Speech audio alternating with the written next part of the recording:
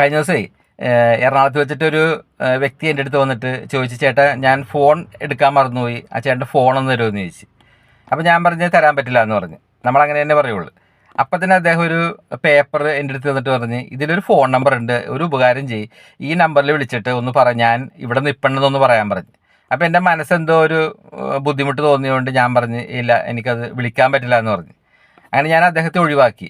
ഒരാഴ്ച കഴിഞ്ഞപ്പോൾ പത്രത്തിൽ ഞാനൊരു വാർത്ത വായിച്ച്, കഞ്ചാവ് കേസിൽ അറസ്റ്റ് ചെയ്ത ഒരു വാർത്ത. അപ്പോൾ അതിൽ ആ ഫോട്ടോ കണ്ടപ്പോൾ എനിക്കൊരു സംശയം, എൻ്റെ അടുത്ത് വന്ന ആൾ തന്നെയാണോ ഇതെന്ന്.